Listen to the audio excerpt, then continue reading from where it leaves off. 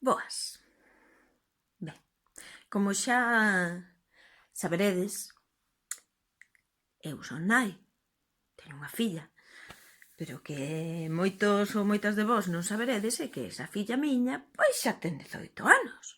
Foi cumplir os anos e traga atrás, ter que ir votar.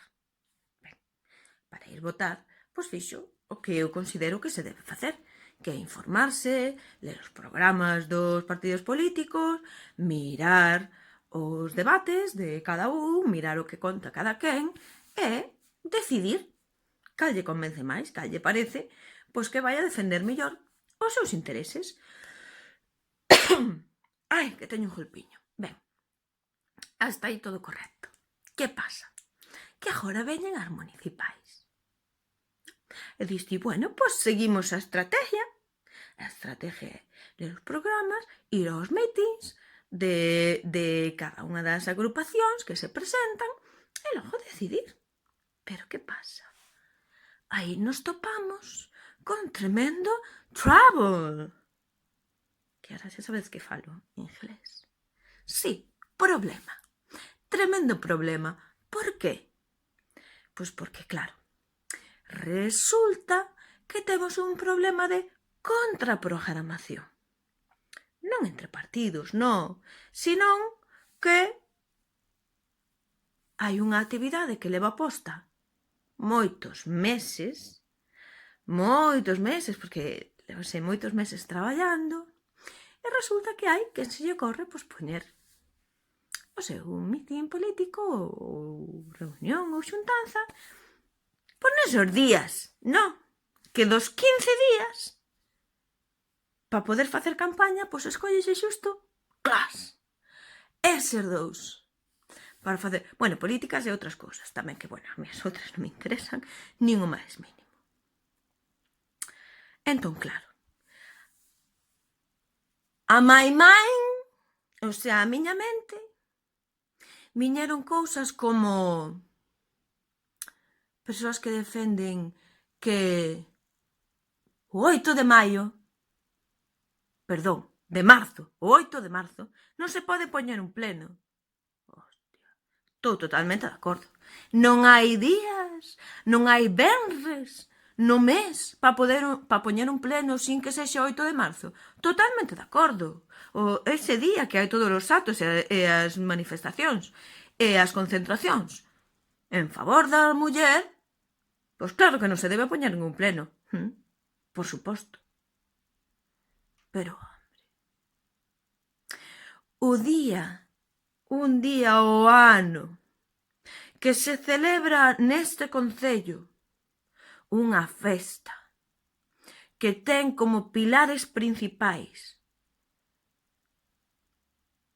poñer en valor a artesanía, o tradicional, e sobre todo como primeiro e principal poñer en valor o labor da muller que tantas veces pasa desapercibido e recoñecer o mérito a dona Concepción Pérez Iglesias por ser a primeira alcaldesa de Galicia e segunda de España con unha diferencia de mes e medio con outra muller de Valencia tamén valente. No ano 1925, cando ni siquiera tiñan dereito ao voto. Que se está mandando unha mensaxe clara á cidadanía e a todas as mulleres que, si ela pudo, naquel momento, tan difícil, que é o que non poderemos facer ahora. Podemos estar en donde queiramos estar, en donde nos merezcamos estar. Claro que sí. E resulta que esa mensaxe, que eu entendo, coa que debería estar de acordo todo o mundo, pois ala, veña, vamos a boicotear e vamos a facer o mesmo día, a mesma hora, non?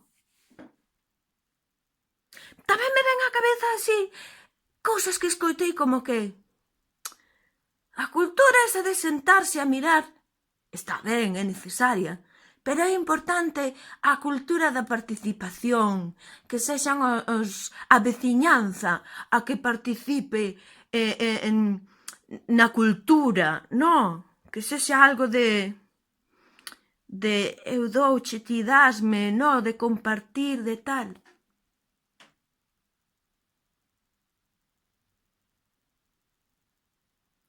resulta que cando tes a oportunidade de facelo, buscas outra cousa que facer. A ver, porque ademais, vos diredes, e que importa ir a un meeting? Coño, para a xente de Portas é importante ir a un meeting, principalmente porque non se coñece a xente. En Portas, dos que van nas listas que vas a votar, podes coñecer a 2 ou a 3, a lo sumo, pero a máis non. Xa si me apuras 4, pero xa apurándome moito. Pero do mesmo lado, eu que son declarada de esquerda, son unha persoa de esquerda fono toda a vida. E non pasa nada. Resulta que eu, para escoller unha opción neste concello, pois vou ter que ir á casa dos candidatos a conocelos. Vou ter que ir, por qué? Non lle vin o pelo en 4 anos a ninguén en ningún dos actos culturais. Organice o concello ou organice as asociacións, como eu vou todos os anos aos actos de Domingo Fontán. Eu ali non vin a ninguén. Mais que a 3 personas do concello. Fora de aí non vin a ninguén.